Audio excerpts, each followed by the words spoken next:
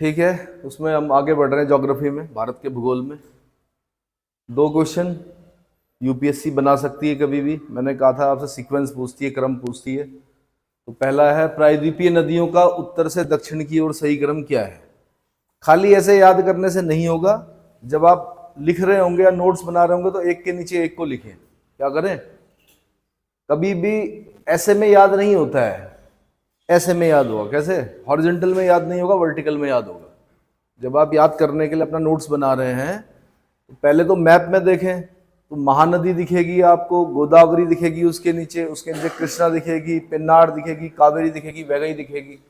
एक तरीका और ऐसे याद करने का, इनके डेल्टाओं को देख लो किनारे किनारे। क्या करो, इनके डेल्टाओं को देख लो, डेल्टाओं से आपको इनका क्रम पता चल जाएगा। बल्कि महानदी के अलावा भी और भी नदियां बताई थी मैंने, ब्राह्मणी बताई थी, वैतरणी बताई थी, है ना, स्वर्ण रेखा बताई थी। वो क्रम क्या था, सबसे पहले स्वर्ण रेखा थी, फिर उसके बाद क्या थी, वैतरणी थी, फिर उसके बाद क्या थी, ब्राह्मणी थी, फिर उसके बाद क्या थी, महानदी है, उसके बाद क्या, गोदावरी है, उसके बाद क्या, कृष्णा है, कृष्णा के बाद पेन्नार है, पेन्नार के बाद कावेरी है, कावेरी के बाद वैगई है। ठीक है, अब ये मान के चलना आपने कि आपका एक क्वेश्चन तैयार हो गया। क्या हो गया, और आपने प्रभु से क्या करनी है, विनती करनी है कि ये प्रश्न मेरा तैयार हो चुका है, ये यूपीएससी के पेपर में या लोक सेवा आयोग के पेपर में क्या हो, ये आए, और मैं इसको बड़े अच्छे से करके क्या करूं, नंबर प्राप्त करूं। ठीक है, दूसरा क्वेश्चन हो गया, प्रायद्वीपीय नदियों का लंबाई के अनुसार घटता हुआ अनुक्रम क्या है। अब लंबाई में देखेंगे तो प्रायद्वीपीय भारत की सबसे बड़ी नदी गोदावरी है, उसके बाद फिर आपकी कृष्णा है, यहाँ पे कॉमा लगा देना, नर्मदा है, उसके बाद क्या, कौन है, नर्मदा, उसके बाद महानदी है, उसके बाद कावेरी है, उसके बाद तापी या ताप्ती है। क्लियर हो गया, ठीक। सूरत ताप्ती नदी के किनारे है, सूरत जो बड़ा शहर है गुजरात का, वो किसके किनारे है। साथ में ही क्या करना, इन नदियों के किनारे जो जो बड़े शहर होंगे उसकी लिस्ट बना देना। क्या करना, मैप में दिख जाता है, नदी के साथ साथ चलते रहना, उसके बगल में अगर कोई बड़ा शहर दिख रहा है तो उसकी भी लिस्ट क्या करना, अपने नोट्स में बना देना। इतना क्लियर हो गया, ठीक है। अब आगे आते हैं हम अरब सागर में मिलने वाली नदियां, किसमें, तो नर्मदा नदी लेते हैं पहले। नर्मदा जी कहा जाता है, बड़ा सम्मान है इस देश में, किनके लिए, नदियों के लिए, है ना, माँ का दर्जा दिया गया है। तो नर्मदा नदी का उद्गम मैकॉल पर्वत की अमरकंटक चोटी, अमरकंटक की हाइट दे रखी 1057 मीटर। और यूपीएससी ने क्या किया, एक बड़ा छोटा सा क्वेश्चन पूछा कि Amarkantak is a part of, answer McCall. सिर्फ कितना बताना था, अमरकंटक जो चोटी है वो किस पर है, मैकॉल रेंज पर है। मैकॉल अपने आप में रेंज है, ये अपने आप में अमरकंटक किसका नाम है, चोटी का नाम है। समझ में आ गया, तो उसने सिर्फ इतना पूछा कि अमरकंटक चोटी किस पर है, आंसर मैकॉल रेंज पर। तो नर्मदा का उद्गम मैकॉल पर्वत की अमरकंटक चोटी 1057 मीटर, याद करना चाहो तो कर लो, कोई आवश्यकता नहीं है, से है। यह 1312 किलोमीटर लंबी है, नर्मदा की लंबाई बता रखी है 1312 किलोमीटर लंबी। इसका अपवाद क्षेत्र 1 2 3 4 5 डिजिट में है, पहला डिजिट 9 है, भाई इतना याद कर लो, अगर कर सकते हो तो बहुत अच्छा है। 98795 वर्ग किलोमीटर है, जिसका 87% भाग मध्य प्रदेश में है, 87% भाग मध्य प्रदेश में है, 11.5% गुजरात में है, 1.5% महाराष्ट्र में है। ये यूपीएससी पूछती है ऐसी जगहों से, क्योंकि आप जहां पर सोचना बंद कर देते हो वहां से वो सोचना शुरू करती है। क्या करती है, उसको भी पता है, बड़ा मनोवैज्ञानिक तरीके से पेपर सेट किया जाता है। किस तरह से, मनोवैज्ञानिक तरीके से पेपर सेट किया जाता है, आपके मनोविज्ञान को पढ़कर सेट किया जाता है कि आपने क्या नहीं देखा होगा, आपने ये नहीं देखा होगा। 87% मध्य प्रदेश, 11.5% गुजरात, 1.5% महाराष्ट्र। अगर आप परसेंट याद नहीं कर रहे हैं, ग्रेटर देन का साइन लगा दीजिए, Madhya Pradesh is greater than Gujarat is greater than Maharashtra. Clear हो गया। और आप अगर मैप बार बार भर रहे हैं तो ये भी जरूरत नहीं पड़ेगी, आपको खुद पता चल जाएगा लगभग 87% भाग कहाँ है, मध्य प्रदेश में ही बह रहा है। अरब सागर में गिरने वाली प्रायद्वीपीय भारत की नर्मदा सबसे बड़ी नदी है। अब फिर दोबारा एक क्वेश्चन आया, प्रायद्वीपीय भारत की सबसे बड़ी नदी, तब हमने क्या कहा, गोदावरी कहा, है ना। लेकिन फिर क्वेश्चन पूछा उसने, अरब सागर में गिरने वाली प्रायद्वीपीय भारत की सबसे बड़ी नदी नर्मदा, क्योंकि वो तो बे ऑफ बंगाल में गिरती है। गोदावरी कहाँ गिरती है? बे ऑफ बंगाल में गिरती है। इतना क्लियर हो गया। तो क्या होता है कि पेपर में कई बार इनअटेंटिव ब्लाइंडनेस का शिकार हो जाता है व्यक्ति, या बहुत ज्यादा उत्साह में, अरे मेरा पढ़ा हुआ आ गया प्रायद्वीपीय भारत की सबसे बड़ी नदी, और क्या कर दिया, ये तो देखा ही नहीं कि ये भी पूछा हुआ था अरब सागर में गिरने वाली। और ऐसा बड़े से बड़ा, जो चाहे यूपीएससी का टॉपर हो, उसने भी अपने जीवन में कई पेपरों में ऐसी गलती क्या की होगी। और ये होता है, इसीलिए उसको पेपर कहते हैं, परीक्षा इसीलिए उसका नाम है। समझ में आया? बड़े से बड़ा दिग्गज भी क्या हो जाता है परीक्षा में, दिखता ही नहीं है, आंखें क्या होती हैं, सामने होता है पॉइंट, लेकिन नहीं पता चलता। इसके उत्तर में विंध्याचल और दक्षिण में सतपुड़ा पर्वत है। रिफ्ट घाटी से होकर बहने वाली नदियों के दो बेस्ट एग्जाम्पल मैंने दिए थे। अगर हम वर्ल्ड में देखेंगे, पूरे वर्ल्ड के मैप में देखेंगे, तो राइन नदी बेस्ट एग्जाम्पल देती है रिफ्ट घाटी से होकर बहने वाली नदी का। मैंने बताया था एक तरफ वोस्जेस था, एक तरफ क्या था, ब्लैक फॉरेस्ट। ब्लैक फॉरेस्ट जो माउंटेन रेंज था वो जर्मनी की तरफ था, और वोस्जेस जो माउंटेन रेंज था वो कहाँ था, फ्रांस की तरफ था। यानी फ्रांस में वोस्जेज, ब्लैक फॉरेस्ट जर्मनी में ब्लैक फॉरेस्ट, और उसके बीच में रिफ्ट घाटी, और उससे बह रही है कौन, राइन नदी। बताया था, राइन नदी का बताया था, जिसको कोल रिवर कहते हैं, कोयला नदी बोलते हैं। अब कोयला नदी क्यों बोलते हैं? क्योंकि उसमें कोयले का परिवहन होता है। बड़े बड़े स्टीमर्स, बड़े बड़े जहाजों में क्या करते हैं, कोयले को इधर से उधर ले जाया जाता है, इसलिए उसका नाम क्या है, कोल रिवर। क्या नाम है? कोल रिवर। दूसरा, अगर भारत में बेस्ट एग्जांपल पूछूं मैं कि रिफ्ट घाटी से होकर बहने वाली नदी का सबसे सर्वोत्तम उदाहरण कौन सा है, तो वो है नर्मदा। नर्मदा जी, क्योंकि वो विंध्याचल माउंटेन रेंज और सतपुड़ा माउंटेन रेंज के बीच में जो रिफ्ट पड़ा है, उसमें से होकर क्या होती है, बहती है।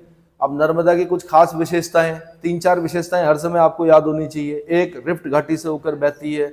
दूसरा, डेल्टा नहीं बनाती है, एस्चुरी बनाती है, ज्वार नदमुख बनाती है। तीसरा, ईस्ट टू वेस्ट बहती है। कहाँ?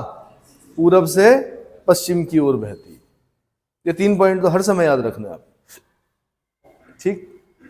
इसके उत्तर में विंध्याचल, दक्षिण में सतपुड़ा पर्वत है। इनके बीच में भ्रंश घाटी में बहती है। जबलपुर के निकट भेड़ा घाट के संगमरमर की चट्टानों में एक भव्य कंदरा और कपिल धारा, धुआंधार जलप्रपात का निर्माण करती है। धुआंधार जलप्रपात किस नदी पर है? आंसर, नर्मदा नदी पर है। कपिल धारा किस पर है? आंसर पूछेगा कहां पर है? भेड़ा घाट के निकट। ये क्षेत्र संगमरमर के लिए प्रसिद्ध है। चूने की चट्टानों पर संगमरमर का निर्माण हुआ है, ठीक है। तो संगमरमर वाला क्षेत्र है जहां 23 मीटर की ऊंचाई से नर्मदा का जल गिरता है। 23 मीटर, इतनी बड़ी नदी अगर 23 मीटर से गिर रही होगी तो बड़ा मनोहर दृश्य होता है उसका। किसका?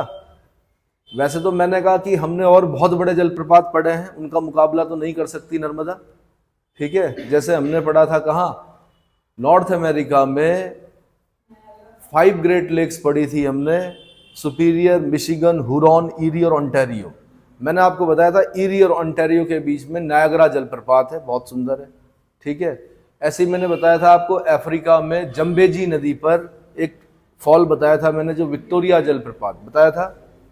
विक्टोरिया जलप्रपात कहाँ पर है? अफ्रीका में है, जाम्बिया और जिम्बाब्वे की बॉर्डर पर है। जाम्बिया को नॉर्थ रोडेशिया बोलते हैं, जिम्बाब्वे को साउथ रोडेशिया बोलते हैं। ये बताया था, पुराने नाम है उनके, है ना। तो उतना तो नहीं है, पर हमारे देश के हिसाब से ठीक ठाक क्या है, जलप्रपात बनाती है। लगभग 23 मीटर से गिरती है। नर्मदा का निचला भाग नाव चलाने योग्य है, नौगम्य है, यानी नौका संचालन हो सकता है। यह भड़ौच के निकट ज्वार नदमुख द्वारा खंबात की खाड़ी में गिरती है। नर्मदा कहाँ गिरती है? कहने को तो हम अरब सागर बोल रहे हैं, बट अरब सागर का पार्ट है खंबात की खाड़ी, गल्फ ऑफ खंबात। मैंने आपको बताया था गुजरात की तरफ गल्फ ऑफ कच्छ और गल्फ ऑफ खंबात 2 जगह हैं। यूपीएससी ने तो यह भी पूछा कि गल्फ ऑफ खंबात में वो आइलैंड कौन कौन से हैं जो नर्मदा और ताप्ती के क्या ज्वार नद मुख से या जो सेडिमेंटेशन हुआ उसकी वजह से बने हैं शायद वो आइलैंड्स। वहां से भी प्रश्न पूछे हैं उसने। इतना समझ में आया? तो नर्मदा कहां गिरती है? आंसर, गल्फ ऑफ खंबात में गिरती है। भड़ौच एक जगह बताई इसने, भड़ौच ऐतिहासिक दृष्टि से बड़ा ही इंपॉर्टेंट, इतिहास की दृष्टि से। भड़ौच, इसी को भारुकच कहते हैं इतिहास में। क्या नाम है पुराना नाम? भारुकच। इसी का नाम यूनानियों ने इसको बेरीगाजा कहा है। कभी ये बड़ा इंपॉर्टेंट बंदरगाह हुआ करता था। क्या होता था? बंदरगाह था। यूनानियों ने तक इसका नाम लिया है, लिखा है अपनी पुस्तकों में। जो क्लासिकल लेखक है उन्होंने क्या लिखा है? बेरीगाजा। क्या लिखा है? बेरीगाजा। तो जब हम पढ़ रहे होंगे तो भड़ौच भी आएगा वहां पर। हाँ जी, गुजरात में है भड़ौच। इसकी प्रमुख सहायक नदी ओरिसन है तथा अन्य सहायक नदियां यथा तवा, बरनेर, बेयार, दूधी, शक्कर, हिरन, बरना, कुनार और क्या माचक आदि हैं। कहानी यहीं पे खत्म नहीं हो जाती। इस पे डैम भी पढ़ना है आपने। इसमें नर्मदा बचाओ आंदोलन के बारे में भी थोड़ा सा पता होना चाहिए आपको, है ना। मेधा पाटकर का नाम भी पता होना चाहिए आपको कि नर्मदा पे जब डैम बन रहा था तो बहुत विरोध किया गया। मेधा पाटकर ने किया और लोगों ने भी किया, शायद बाबा आमटे ने भी किया, है ना। Arundhati Roy, God of small thing, जिन्होंने लिखा था, कभी एक पुस्तक लिखी थी बड़ी अच्छी, ठीक है, उन तक को एक दिन की जेल हुई थी क्योंकि कंटेम्प्ट ऑफ कोर्ट किया था उन्होंने। क्या किया था? न्यायालय की अवमानना की थी। कंटेम्प्ट ऑफ कोर्ट समझते हो? न्यायालय की अवमानना करना। न्यायालय की अवमानना करने पर न्यायालय को दंड देने का अधिकार होता है। तो अरुंधति रॉय को भी शायद एक दिन की जेल हुई थी नर्मदा बचाओ आंदोलन के दौरान, है ना। और क्या बताऊं, और आपको फिर सरदार पटेल की जो प्रतिमा है साधु बट आइलैंड, साधु बट आइलैंड है भाई। सरदार सरोवर परियोजना किस पर है? नर्मदा पर है। सरदार सरोवर परियोजना के आसपास ही एक कोई आइलैंड सा है वहां पर, जिसको साधु बट आइलैंड बोलते हैं, जिस पर सरदार पटेल की क्या है? प्रतिमा है। एक ही साथ पढ़ लो ना उस क्षेत्र का कि जब मैं मध्य प्रदेश जाऊं या जब मैं क्या नाम है इधर गुजरात जाऊंगा या जाऊंगी तो मुझे कहाँ कहाँ जाना है। तो मुझे नर्मदा जी के सरदार सरोवर परियोजना को देखना है, साधु बट आइलैंड पर जाना है, और क्या बोलते हैं सरदार पटेल, वल्लभ भाई पटेल, है ना, उनकी प्रतिमा को देखना है। कितनी हाइट है सरदार पटेल की प्रतिमा की? 182 मीटर, ठीक है। और ये क्या पर्यटन को काफी बढ़ावा मिला है। एक चीज के बनने से क्या होता है? उस क्षेत्र की इकोनॉमी बदल जाती है। पटेल की प्रतिमा को देखने के लिए आज लाखों की संख्या में क्या जा रहे हैं? पर्यटक जा रहे हैं। समझ में आ रहा है? हमें भी बनाना चाहिए। हमने भी टिहरी डैम बनाया, ज्यादा ऊंची तो नहीं बना सकते, सिस्मिक जोन पे हम लोग। टिहरी डैम के आसपास क्या बोलते हैं, टिहरी डैम के आसपास किसकी प्रतिमा बनाई जानी चाहिए उत्तराखंड में? अगर मैं आपको ये बोलूं कि किसी की प्रतिमा बनाई जानी चाहिए, ठीक है, देश में सरदार पटेल जी की क्या बन गई? प्रतिमा बन गई। कुछ अगर ऐसे में आपसे पूछूं कि आप क्या बनाना चाहते हो तो किसकी प्रतिमा बनाना चाहोगे? ऑप्शन नहीं दे रहा हूं मैं, सोच के बताना थोड़ी देर में। उत्तराखंड के गांधी इंद्रमणि बडोनी जी की, ठीक है, आपने ये बोला। और कोई? गौरा देवी की, ठीक है। और कोई? रहने दो। और कोई? हाँ जी, गोविंद बल्लभ पंत जी की, ठीक है। और हेमवती नंदन बहुगुणा जी की, ठीक है, उन्होंने आपको विश्वविद्यालय दिया। श्रीदेव सुमन जी की 84 दिन की भूख हड़ताल के बाद क्या किया? राजशाही के विरुद्ध विद्रोह किया उन्होंने। और वीरचंद सिंह गढ़वाली, जिन्होंने कि पेशावर में गोली चलाने से इनकार कर दिया जब अंग्रेज ने कहा कि गढ़वाली 3 राउंड फायर, उसने कहा नो सर आई कांट, है ना। तो उन्होंने कहा ऐसा, तो आपने कहा वीरचंद सिंह गढ़वाली। और कोई? उधम सिंह, हाँ, सरदार उधम सिंह के नाम पर उधम सिंह नगर है, उनकी भी बनाई जा सकती है। मैं उत्तराखंड के वो उनसे पूछ रहा हूं आपसे। बालिकाओं ने तीलू रौतेली का नाम नहीं लिया। भूप सिंह गोरला की पुत्री, जिन्होंने कत्यूरियों का नाश किया, उनका नाम नहीं लिया। क्या बात, बालिका होते हुए भी आप बालिकाओं का पक्ष नहीं ले रहे हो? नागकट्टी रानी कर्णावती की बनाना चाह रहे हैं, ठीक है। और किसकी प्रतिमा? मतलब बहुत सारा वोट पड़ रहा है ना यहाँ पर। सरकार तक क्या पता आवाज चली जाए, है? बोलो। और कोई नहीं है। 52 गढ़ों को देश, वीर भड़ों को देश। कोई वीर भड़ नहीं याद आ रहा है आपको कोई जिनका होना? माधो सिंह भंडारी, एक वोट और पड़ा, माधो सिंह भंडारी, गर्वभंजक, तिब्बतियों के साथ जिन्होंने लोहा लिया, है ना। 12 दिवालियां चली गई, 16 श्राद्ध चले गए, माधो सिंह भंडारी वापस ही नहीं आए। दिवाली चली गई, दिवाली के 11 दिन बाद आए। इसलिए यहाँ पर क्या मनाया जाता है? इगास मनाई जाती है ना। यहाँ की दिवाली क्या है? 11 दिन बाद मनाई जाती है। दूसरा किंवदंती ये कहती है कि भगवान राम अयोध्या आ गए, यहाँ पर लेट पहुंची खबर, क्योंकि परिवहन के साधन नहीं थे। 11 दिन बाद पता चला कि भगवान राम आ गए, तब 11 दिन बाद मनाई हमने। ठीक है, तो हमारी जो दिवाली होती है वो 11 दिन बाद होती है। और किसी की प्रतिमा बनाना चाह रहे हैं? और कोई? स्वामी राम तीर्थ सागर नाम था उस डैम के पीछे जो रिजर्वायर है, शायद उसको सुमन सागर बोलते हैं स्थानीय लोग, और ऑफिशियल नेम शायद रख दिया गया होगा अब तक सुमन सागर। स्वामी राम तीर्थ ने यहाँ पे तपस्या की थी। मैं उत्तराखंड की विभूतियों से पूछ रहा हूँ, आपकी नज़र में उत्तराखंड की सबसे बड़ी विभूति कौन है, ये पूछना चाह रहा हूँ। पहला नाम उत्तराखंड के गांधी इंद्रमणि बडोनी जी का नाम आया था। ठीक है, बालिकाओं में मतलब जो वीरांगनाओं में जो नाम आया था वो तीलू रौतेली, वो भी मैंने आपको बताया, है ना। और आपने कहा नाकटी रानी कर्णावती। ठीक, और कोई? इससे पता चलता है आपने उत्तराखंड कितना पढ़ा। तापी रिवर, यह मध्य प्रदेश के बैतूल डिस्ट्रिक्ट को याद करना है आपने। सबसे पहले क्या करना है? बैतूल डिस्ट्रिक्ट को हाईलाइट करना है, मुल्ताई को हाईलाइट करना। तापी कहां से निकलती है? मुल्ताई से निकलती है। नामक स्थान के पास सतपुड़ा श्रेणी, सतपुड़ा श्रेणी को हाईलाइट करना है, से निकलती है। यह 724 किलोमीटर लंबी है। 1 2 3 4 5 5 डिजिट वर्ग किलोमीटर क्षेत्र पर अपना प्रभाव रखती है। पहली डिजिट जो है वो क्या है? 6 है। वहां हमने 9 पढ़ी थी, किसमें? नर्मदा में। तो पता चल जाएगा यार कि 5 डिजिट वाला 9 ही बड़ा होगा, 6 क्या होगा? छोटा होगा। यही तो करना है हमने। चलो जी आगे। इसके बेसिन नहीं, इसके बेसिन का 79% भाग महाराष्ट्र में, 79 यानी लगभग आधे से भी कई अधिक कहां पर? महाराष्ट्र में। 15% कहां पर? 15%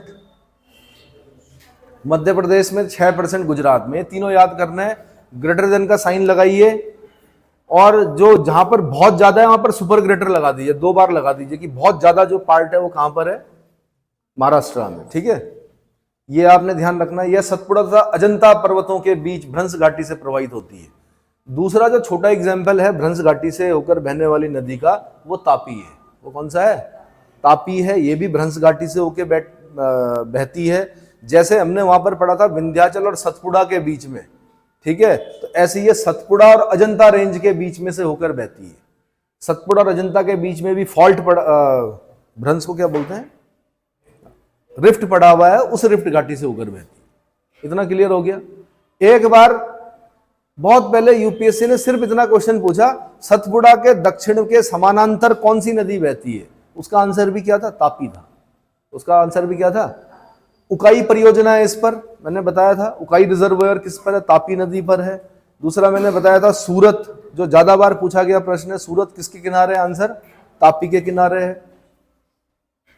अच्छा जी, इसकी प्रमुख सहायक नदियां पूर्णा, ताप्ती, नर्मदा के समानांतर सतपुड़ा के दक्षिण में बहकर खंभात की खाड़ी में गिरती है।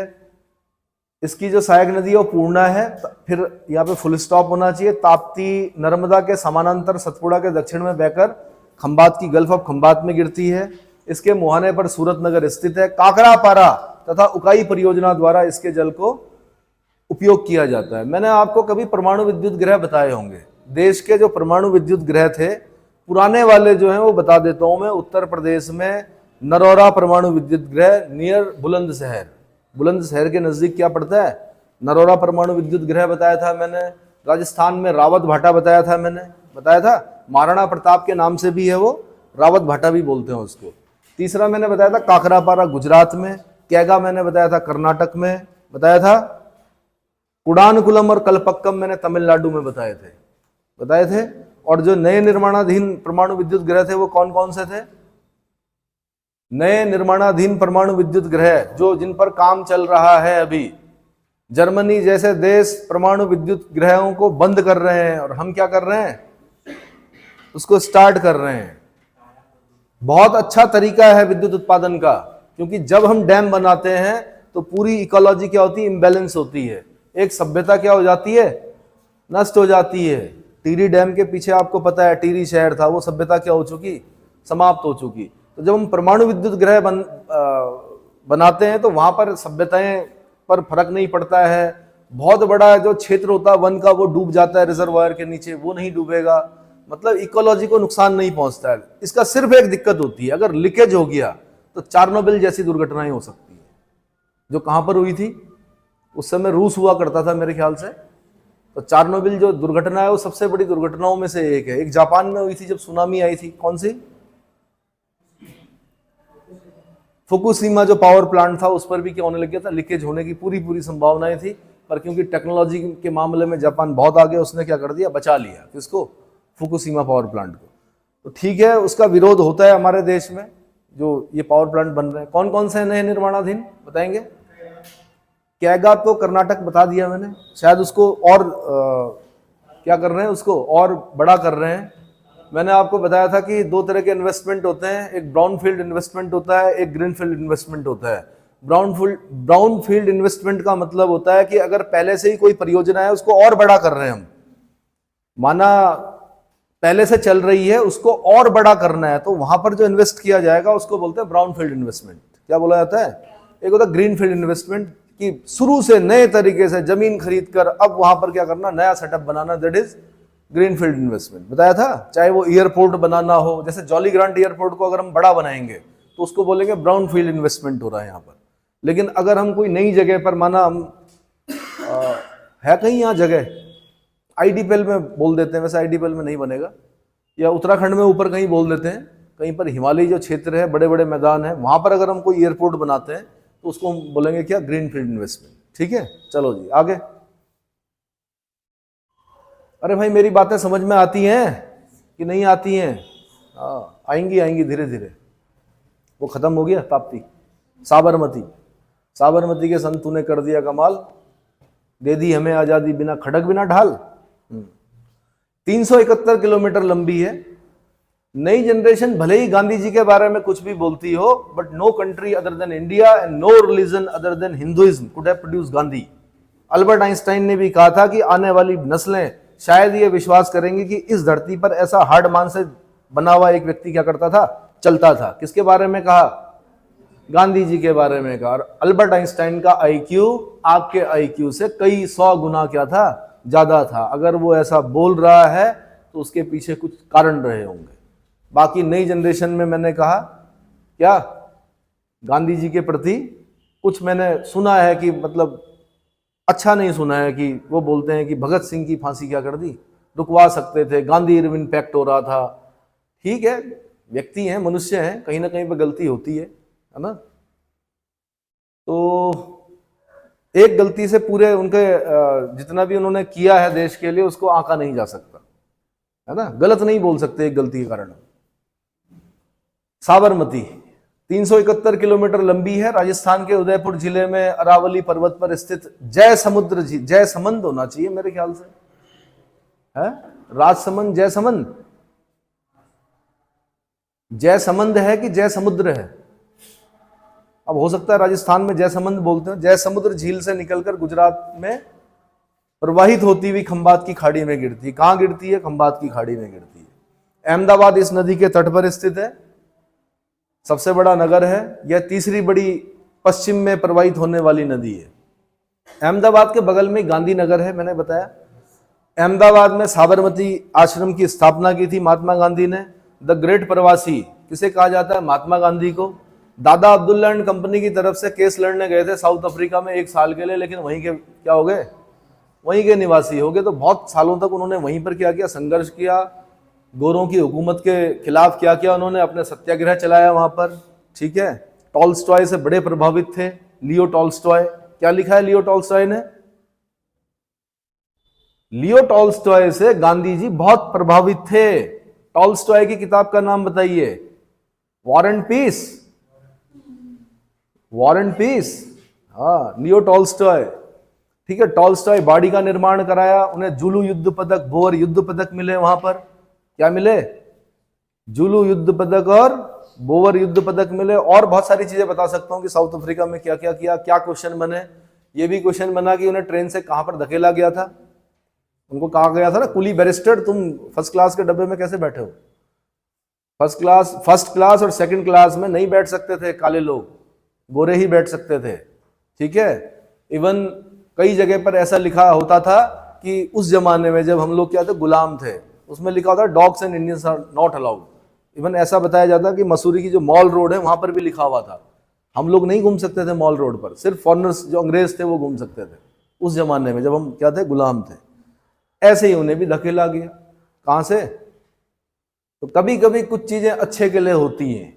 आप लोग बड़े नाराज हो जाते हो जब मैं डांटता हूं। कभी कभी क्या होता है, एक घटना आपको क्या करती है, बदल के रख देती है।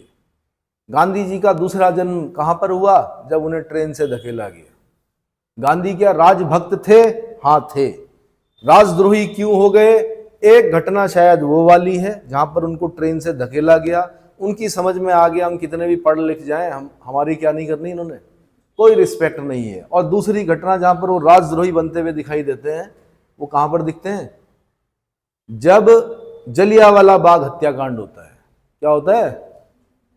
पता है ना जलियांवाला बाग हत्याकांड के बारे में? कहां पर हुआ था? अमृतसर में हुआ था। उनकी समझ में आ गया कि भाई फर्स्ट वर्ल्ड वॉर में मैंने भारतीयों को प्रेरित किया कि अंग्रेजों की तरफ से लड़ो, बाद में ये हमें स्वशासन देंगे, लेकिन इन्होंने हमें क्या दिया? नो अपील, नो वकील, नो दलील वाला कानून दिया, काला कानून जिसको रॉलेट एक्ट बोलते हैं। और साथ में हमारे लोग मार दिए इन्होंने, क्या निहत्थे लोग, जिनमें कि महिलाएं और बच्चे भी थे। नृशंस हत्याकांड बोला जाता है उसको। क्या? जलियांवाला बाग हत्याकांड। तब देखते हैं आप गांधी की जो कार्य करने की प्रणाली है उसमें क्या दिखता है। जहां वो पहले सहयोग कर रहे थे, अंग्रेजों का सहयोग कर रहे थे, मतलब भारतीयों को प्रेरित कर रहे थे युवाओं को कि आप सेना में भर्ती होइए भाई, वर्ल्ड वॉर चल रहा है, अंग्रेजों की तरफ से क्या करो, लड़ो। और लड़े हमारे लोग, क्या हुए? और उदाहरण आपके सामने है, 2 विक्टोरिया क्रॉस हमारे उत्तराखंड से हैं। कौन कौन? गबर सिंह नेगी और दरबान सिंह नेगी। 2 विक्टोरिया क्रॉस, उस जमाने का हाईएस्ट गैलेंट्री अवार्ड। समझ में आया? और रिक्रूटिंग सार्जेंट कहा गया गांधी को। गांधी का नाम क्या पड़ा? भर्ती वाला सार्जेंट। और बाद में जब ऐसा देखा उन्होंने तो तब वो राजद्रोही हो गए। उन्होंने कहा असहयोग करो। क्या करो? अब अभी तक हमने क्या किया? सहयोग किया। अब हम क्या करेंगे? असहयोग करेंगे। इसलिए गांधी के बाद के जितने भी आंदोलन हैं वो नकारात्मक नाम दिखते हैं। असहयोग ये नकारात्मक वर्ड है, सहयोग सकारात्मक वर्ड है। उसके बाद दिखते हैं आप सिविल डिसोबीडिएंट मूवमेंट, मतलब सविनय अवज्ञा आंदोलन। मतलब उन्होंने अपने संस्कारों को नहीं छोड़ा, उन्होंने कहा हम अवज्ञा करेंगे लेकिन विनय के साथ, दैट इज सविनय अवज्ञा आंदोलन। ठीक है, फिर बोलते हैं भारत छोड़ो आंदोलन। क्या बोलते हैं? भारत छोड़ो आंदोलन। ग्वालियर टैंक से बोलते हैं वो। कहां से बोलते हैं? कहां पड़ा है ग्वालियर टैंक? अगस्त क्रांति बोलते हैं। 7-8 अगस्त की बात है 1942। आज भी उस मैदान को अगस्त क्रांति मैदान बोलते हैं। जितने भी पॉइंट मैंने बताए सारे क्वेश्चन हैं गांधी के बारे में। अभी मैं कम से कम लगभग 8-10 घंटे का लेक्चर दे सकता हूं, इतने पॉइंट बता सकता हूं। पर अभी ज्योग्राफी चल रहा है, फिर आप बोलोगे कि इतिहास लिया है, छोड़ो। तो अहमदाबाद इस नदी के किनारे स्थित सबसे बड़ा नगर है। यह तीसरी बड़ी पश्चिम में प्रवाहित होने वाली नदी है। यानी 2 बड़ी नदियां पश्चिम में प्रवाहित होने वाली कौन सी हो गई? एक नर्मदा हो गई, एक ताप्ती हो गई, तीसरी ये हो गई कौन? साबरमती। समझ में आया? ठीक है जी, आगे। यार बड़ी समस्याएं हैं, कभी ब्लर हो जाता है। चलो, माही नदी, ये यूपीएससी का क्वेश्चन रहा है। किसको ट्रॉपिक ऑफ कैंसर, कर्क रेखा 2 बार काटती है? माही नदी को काटती है। एटलस पे जाइए, जहां से निकल रही है वहां से लेकर जहां पर गिर रही है वहां तक पेन चलाइए, और ट्रॉपिक ऑफ कैंसर पर पेन चलाकर देखिए क्या 2 बार काट रही है? तो जी हां, काट रही है।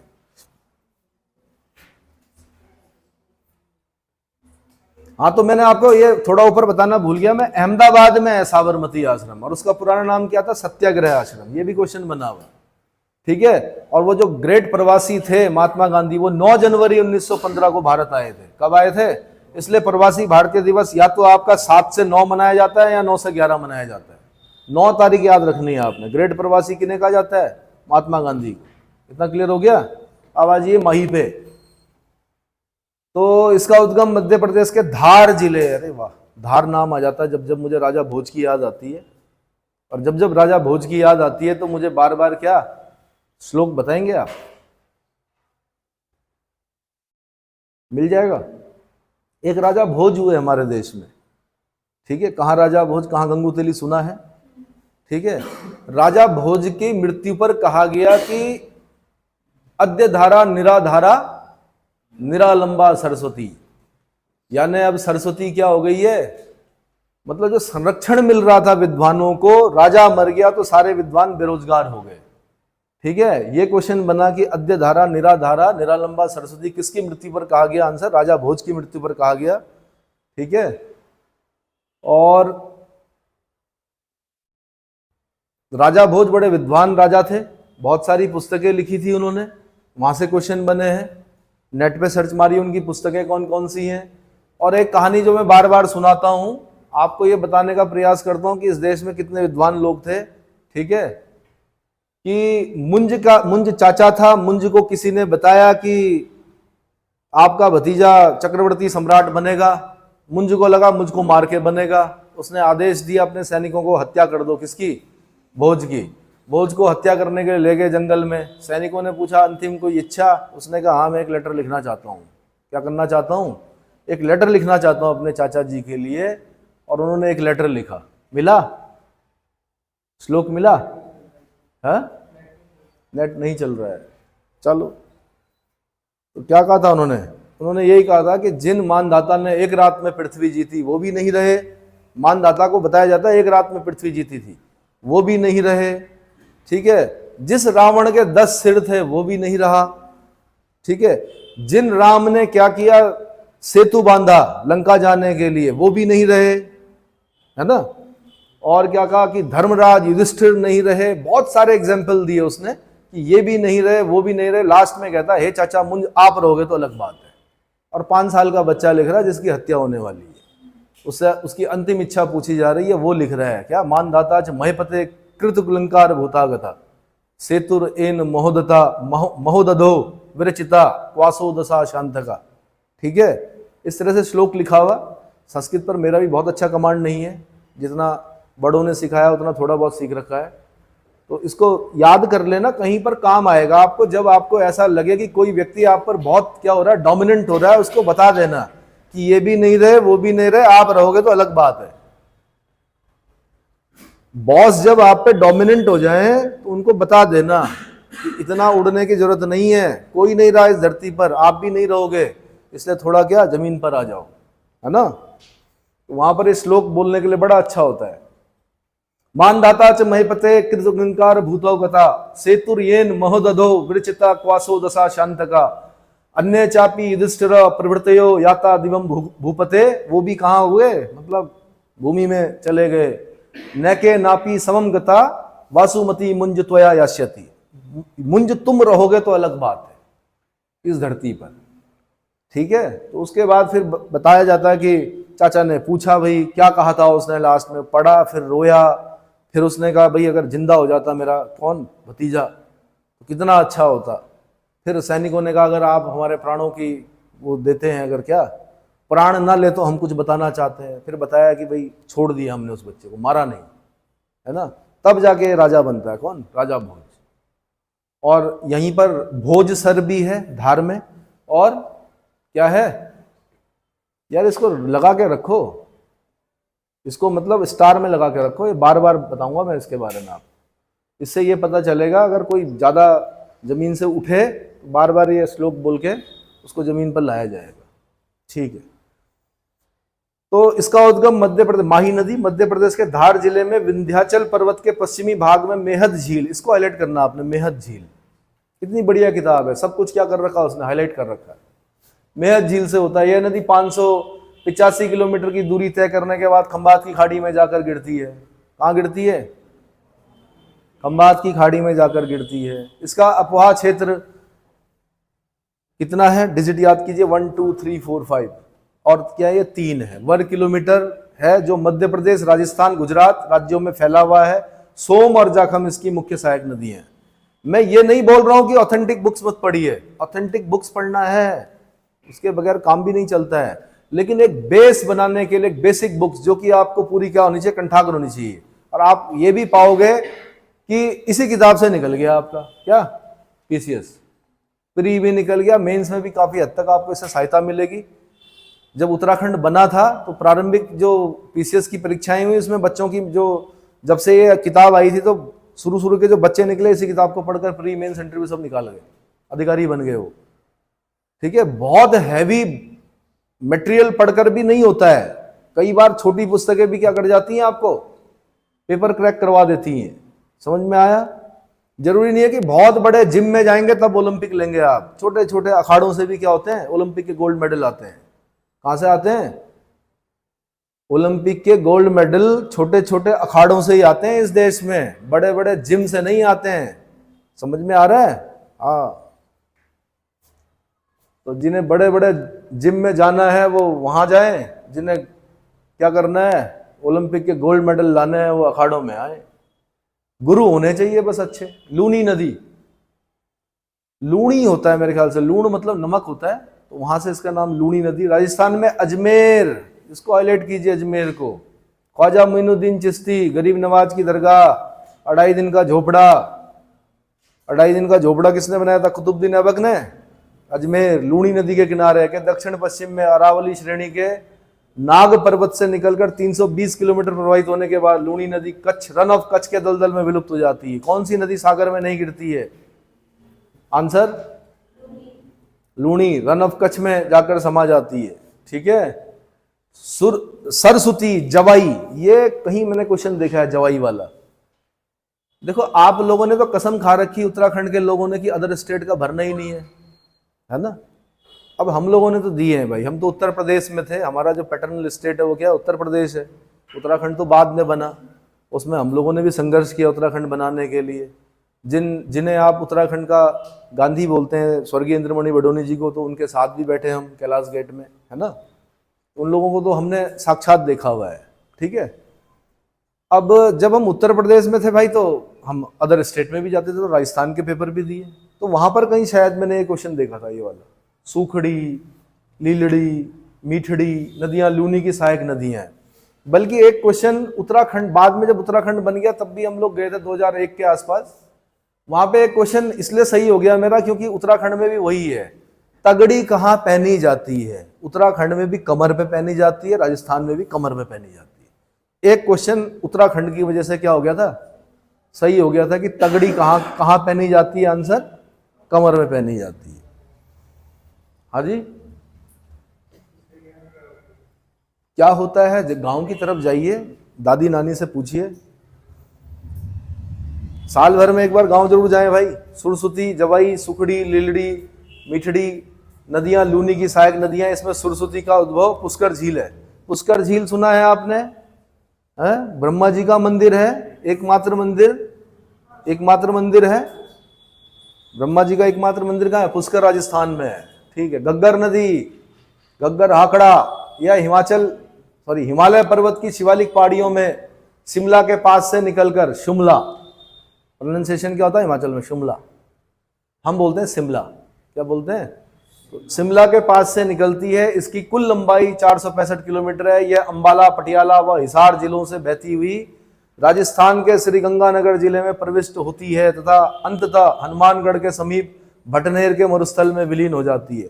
आपसे 2-3 बैच पहले के लोगों ने राजस्थान पीसीएस निकाला है, राजस्थान पीसीएस दिए हैं, आप ही के भाई ने दिए राजस्थान। तो उनका जो सेंटर पड़ा था गंगानगर डिस्ट्रिक्ट पड़ा था। तो मैंने उनसे जरूर कहा था, मैंने कहा भाई गंगानगर डिस्ट्रिक्ट जा रहे हो तो इंदिरा गांधी कैनाल देख के जरूर आना, मुझे बताना कैसी है ना। तो अब तो काफी एडवांस है गंगानगर, आज से 25-30 साल पहले तो बहुत ही वैसी स्थिति थी। चलो ये क्या है भाई, ये इधर दिखाओ जरा नीचे, सतत वाहिनी, असतत वाहिनी, मतलब ये हिमालय की नदी और पठार की नदियों के बीच में क्या अंतर है? अगर उसने 125 शब्दों में पूछा, इतना काफी होता है लिखना कि सदा वाहिनी नदियां हैं, असतत वाहिनी नदियां हैं। कहाँ? पठार की नदियां। हिमानी द्वारा जलापूर्ति होती है, वर्षा के जल द्वारा जलापूर्ति होती है। ज्यादा लिखना है तो south east monsoon, sorry south west monsoon से क्या होती है? जलापूर्ति होती है। और थोड़ा एक्सप्लेन करना उसको।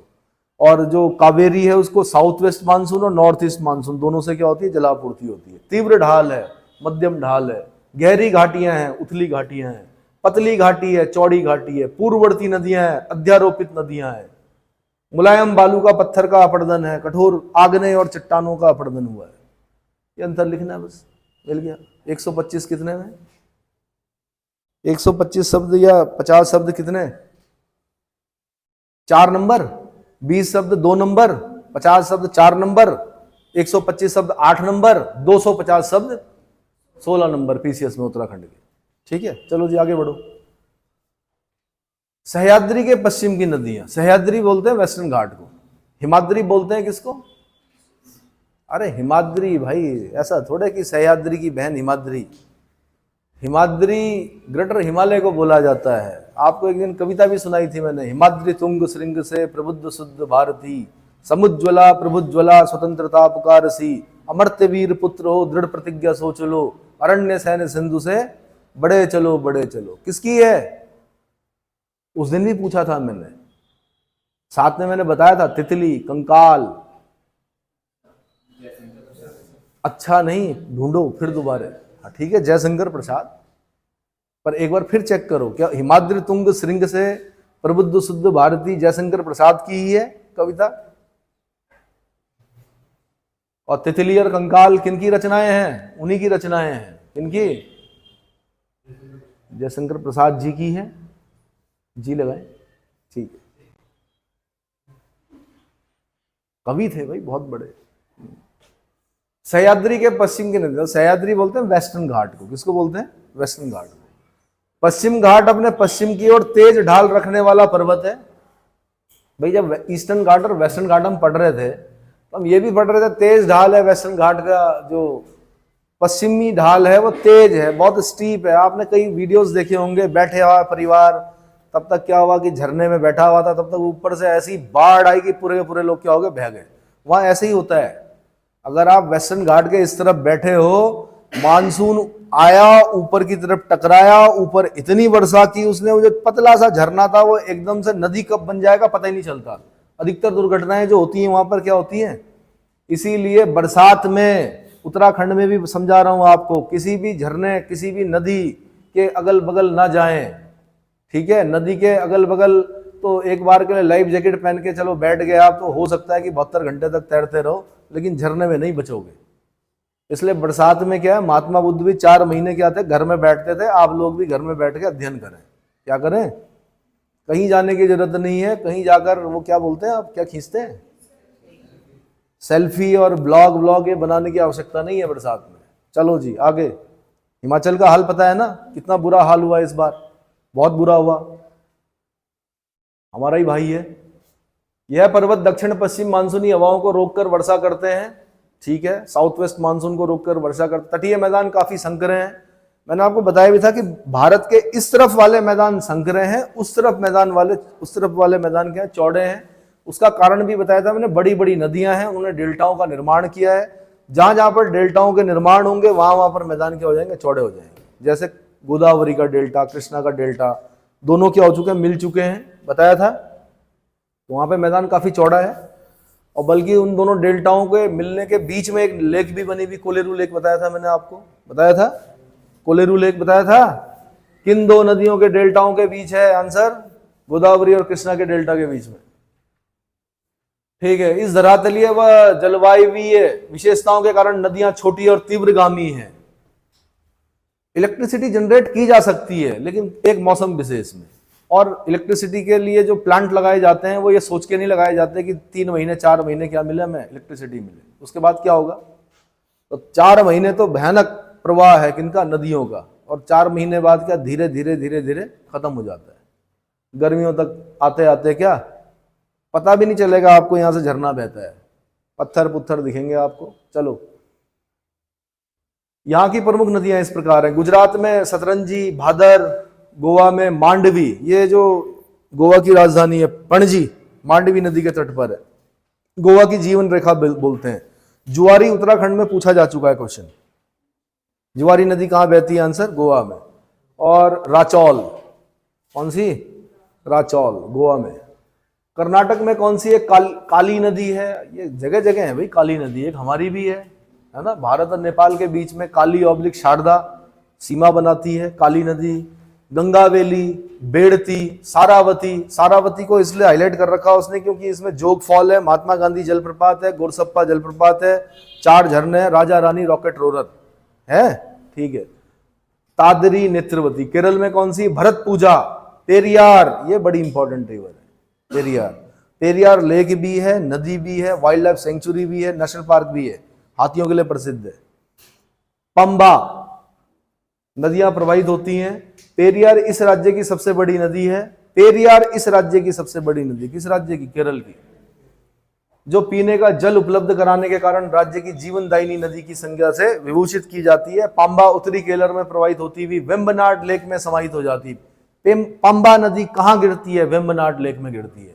और भारत की सबसे लंबी लेक कौन सी है? वेम्बनाड लेक। कौन सी है? वेम्बनाड लेक। और उसी के आसपास आपको कयाल बोलते हैं इनको, जो झीलों को, बैक वाटर वाला जो झीलें हैं उनको क्या बोलते हैं? कयाल। तो अष्टमुडी कयाल, अष्टमुडी कयाल भी आपको अगल बगल केरला में मिलेगी। और छोटी छोटी कई कयाल मिल जाएंगी आपको, है ना।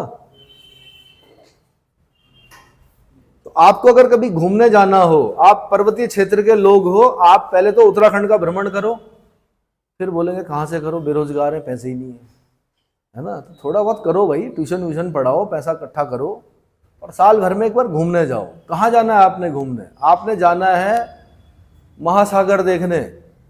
क्या आपके लिए, आप पहले उत्तराखंड में घूम लो अपने सारा घूम के, उसके बाद आपके जो नई चीज होगी वो क्या होगी? सागर के किनारे जब आप खड़े होंगे तो सबसे पहले आपको एक विशेष अनुभूति होगी, क्या?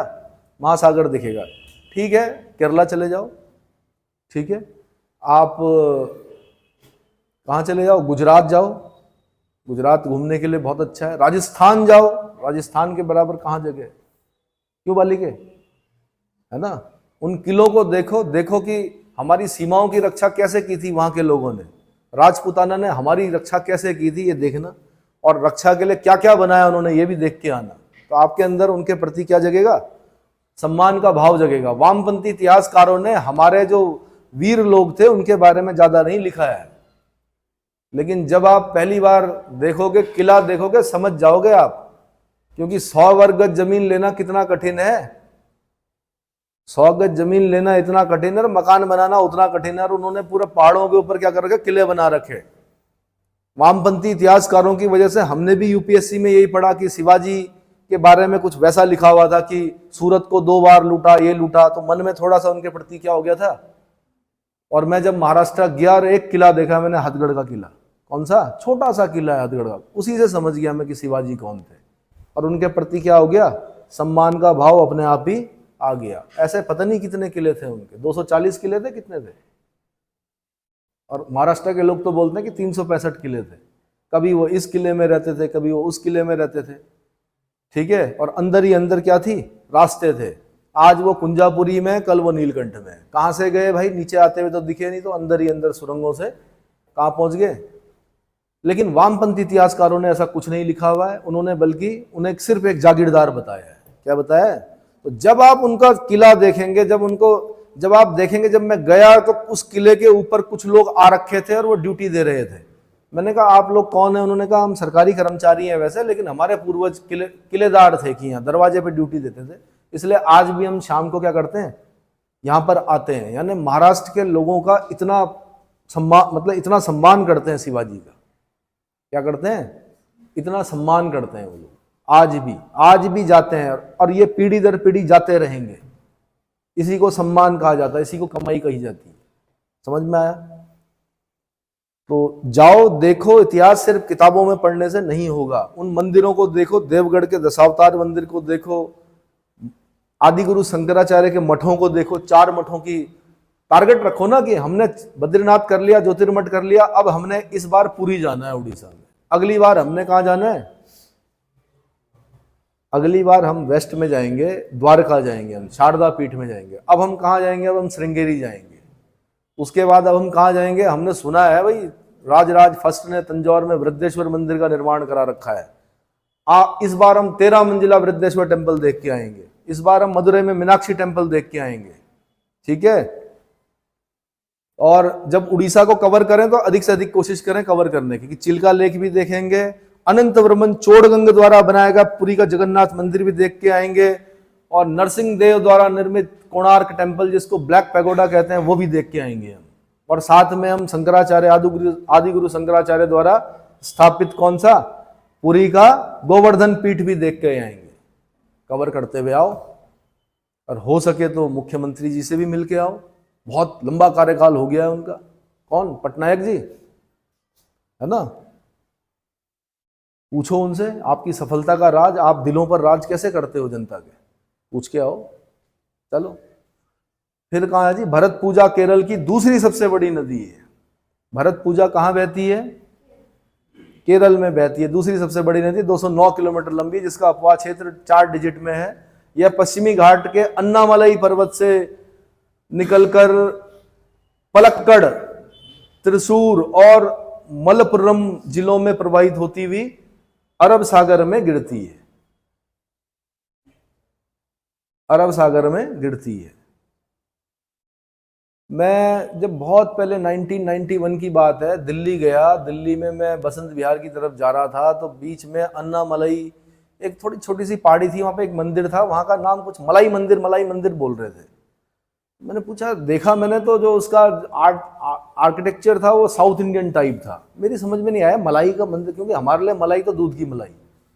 बाद में समझ में आया, जब पढ़ने बैठे तब समझ में आया, अच्छा अन्नामलई होता ही है। क्या होता है भाई? जो जहां का व्यक्ति होगा, साउथ का जो व्यक्ति होगा, उसको हल्की सी अगर दिल्ली में पहाड़ी दिख गई है तो वहां पर जो मंदिर बनाएगा उसका नाम किसके नाम पर रखेगा? दक्षिण के नाम पर रखेगा, तो मलाई मंदिर।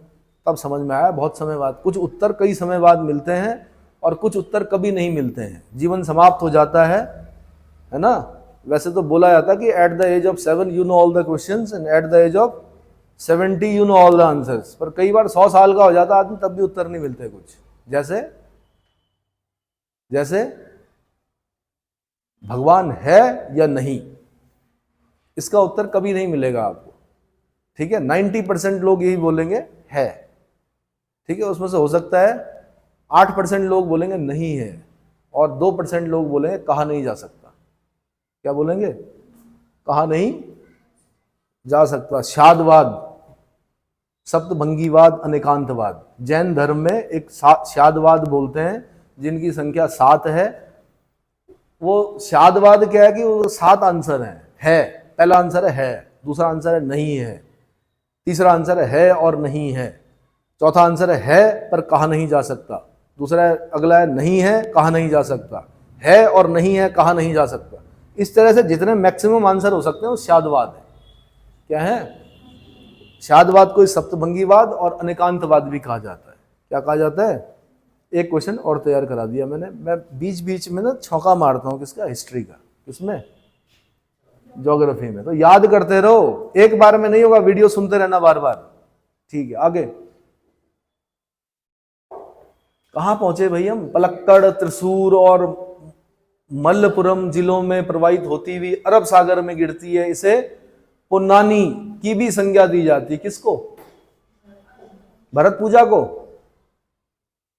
गिरती है तो इसे पुन्नानी की भी संज्ञा दी जाती है। तो भाई दक्षिण भारतीय नाम है, मलयालम है, भगवान शिव के डमरू से निकली हुई भाषा है मलयालम। सबसे कठिन भाषा मानी जाती है मलयालम, है ना? और हमारे ऋषिकेश में ऐसे साधु संत हैं कि मैं सोचता था कि ऐसे ही होंगे। अब उनको एक साउथ इंडियन मिला, कहाँ का? केरला का। उससे उन्होंने मलयालम में बात की। दूसरा मिला उन्हें तमिलनाडु का, उनसे उन्होंने तमिल में बात की। तीसरा मिला उन्हें, मतलब कहीं किसी सम्मेलन में जा रखे थे हम। तीसरा मिला कौन मिला होगा? कन्नड़, कर्नाटक वाला, उससे उन्होंने कन्नड़ में बात की।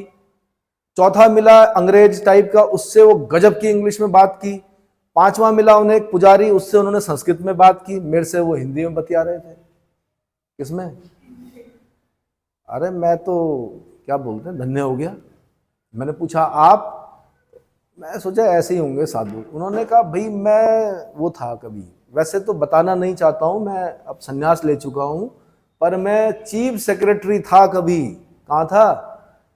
कभी चीफ सेक्रेटरी था मैं। अब ये नहीं बताऊंगा तो मैं अलग अलग प्रदेशों में रहा, जहाँ जहाँ मैं रहा वहाँ वहाँ की भाषाएं क्या की मैंने सीखी, और मेरा अच्छा कमांड है, होल्ड है, और अन्य भाषाएं भी जानता हूँ, बांग्ला भी जानता हूँ भी।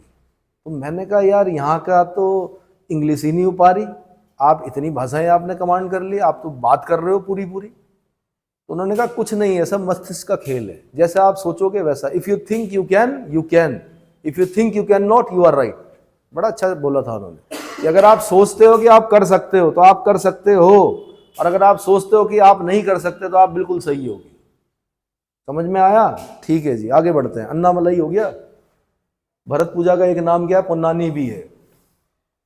ये सब नदियां तेज ढाल बनाती हुई तंग घाटियों व जलप्रपातों का निर्माण करती है। सारावती नदी का जोग फॉल, महात्मा गांधी जलप्रपात, जोग fall, गुरसप्पा, Raja Rani rocket roller. IAS का क्वेश्चन रहा है। 271 मीटर प्रसिद्ध प्रपात है। पहले सबसे ऊंचा था, अब नहीं है। अब कौन है सबसे ऊंचा जलप्रपात? कुचिकल जलप्रपात है, वो भी कर्नाटक में ही है। उसकी नदी भी देख लेना भाई, कौन सी कुचिकल जलप्रपात की नदी कौन सी है? कुचिकल जलप्रपात नदी इस क्षेत्र में, अच्छा, इस क्षेत्र में भारी वर्षा होती है, लेकिन ये नदियां कुल अपवाह का 2% भाग ले जाती हैं। अधिकांश नदियां चौड़ी संकीर्ण खाड़ियां बनाती हैं। क्या करती हैं? अधिकांश नदियां चौड़ी संकीर्ण खाड़ियां, क्रीक्स बनाती हैं। क्रीक बताया था मैंने, वो गुजरात में भी बताया था मैंने कुछ क्रीक आपको। 3 क्रीक इंपॉर्टेंट थी, सर क्रीक, गोदिया क्रीक और कोरी क्रीक बताया था। क्रीक मतलब जमीन से अंदर एक पतली सी, जहां से पानी के जहाज एंटर कर सकते हैं। बड़ी इंपॉर्टेंट होती हैं क्रीक्स, अच्छी मानी जाती हैं अगर क्रीक्स हैं तो। अच्छा जी, चौड़ी संकीर्ण खाड़ियां यानी क्रीक्स बनाती हैं। ये संकीर्ण खाड़ियां बंदरगाह रखने वाली हैं। बंदरगाह, जमीन के अंदर तक अगर क्रीक आ रखा है, वहां पे बंदरगाह है। सागर के बिल्कुल तट पर बंदरगाह अच्छा नहीं माना था। जमीन के अंदर क्रीक बनी हुई है, वहां पर हमने बंदरगाह बनाया, वो अच्छा माना जाता है। इनकी सिंचाई क्षमता काफी कम है, लेकिन जल विद्युत उत्पादन क्षमता काफी अधिक है। इस कारण यहां पर अनेक जल विद्युत परियोजनाएं क्रियान्वित की गई हैं। क्या गई हैं? आगे बढ़ो भाई। अब ये है अगला टॉपिक, अपवाह प्रतिरूप।